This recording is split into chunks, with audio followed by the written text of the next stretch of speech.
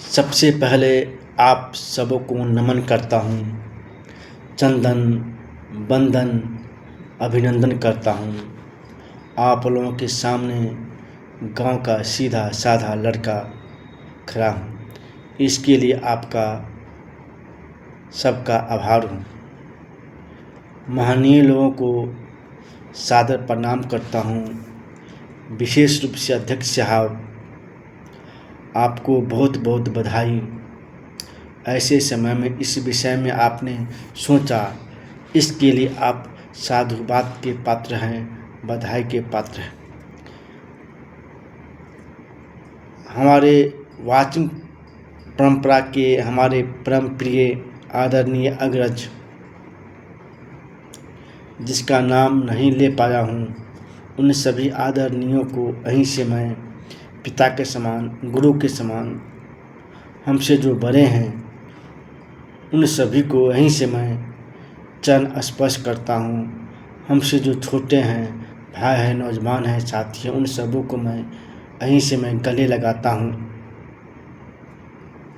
माताएं बैठे हैं, बेटियां बैठी हैं, उन सभी को मैं अपने दिल की गहराइयों से शुक्रिया करता हूँ। दोस्तों, हम वो वृक्ष हैं जो ज़माने के काम आएंगे।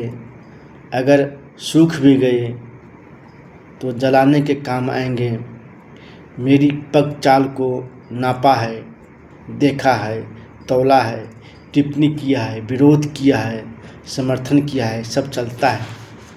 उन्नत नागरिक के तौर पर मैं इस परिसर में आने के बाद निश्चित विचारों के तौर पर मतभिन्नता हो सकती है। एक तरफ मेरा मन हर्षित है, इतना दिव्य और अद्भुत वातावरण है।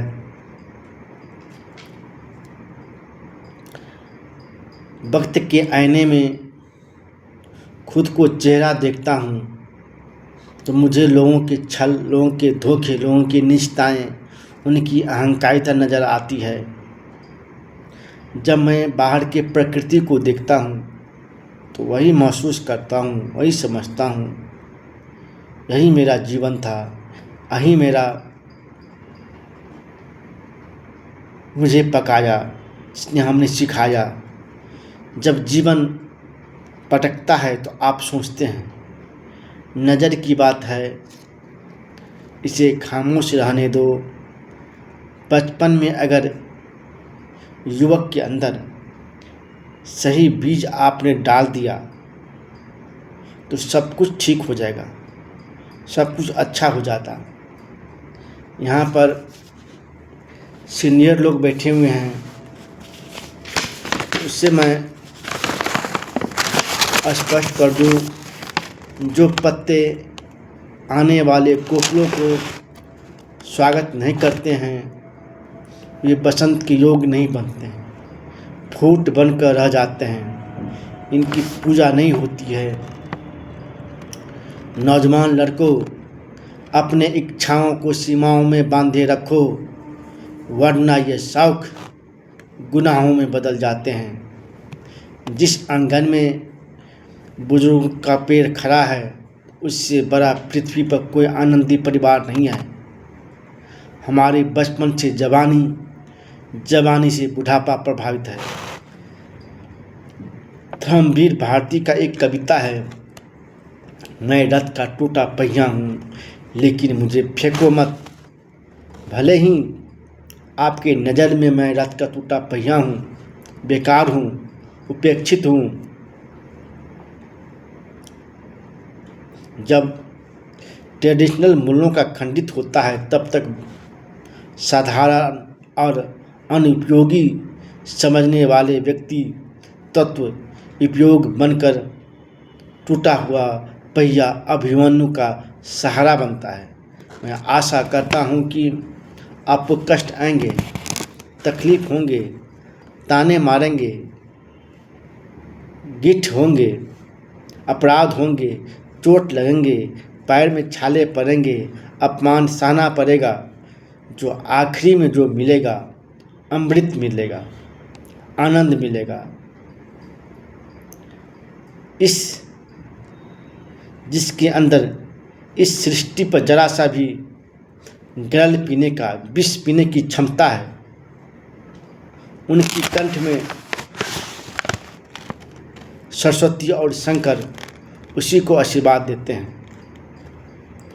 हथौड़ा का चोट सह गया वह शंकर हो गया, जो टूट गया, जो कंकर हो गया। आप पूजनीय लोग, आप आदरणीय लोग थोड़ी थोड़ी हथौड़ा का चोट सहना सीखिए।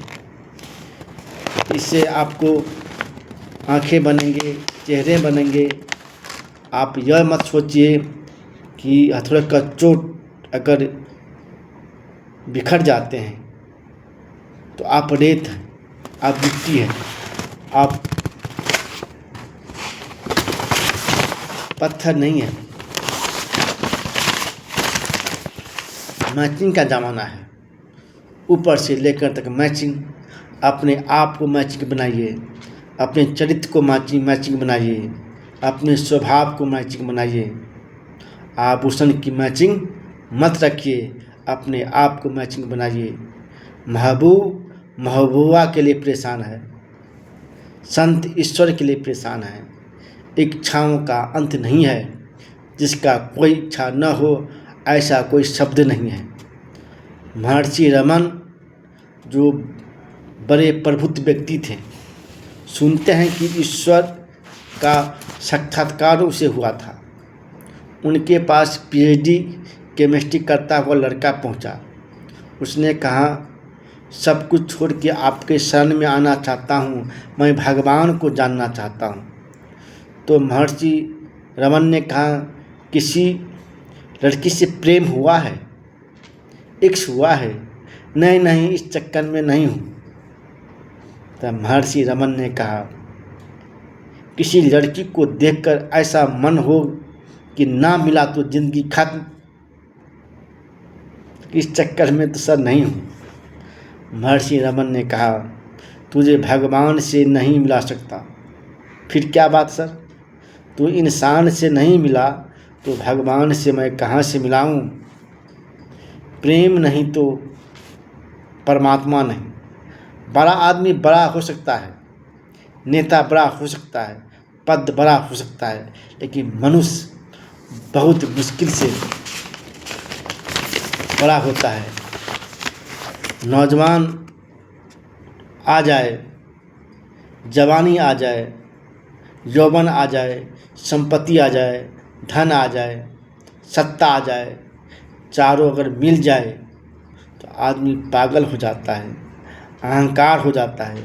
अगर सह लिया, जब तक अयोध्या में राम रहे, श्री रामचंद्र कहलाए। जब वनवास से लौटे तो भगवान पुरुषोत्तम राम कहलाए। कृष्ण जब तक मथुरा में रहे, गोकुल में रहे, तब तक बांसुरी बजाते रहे।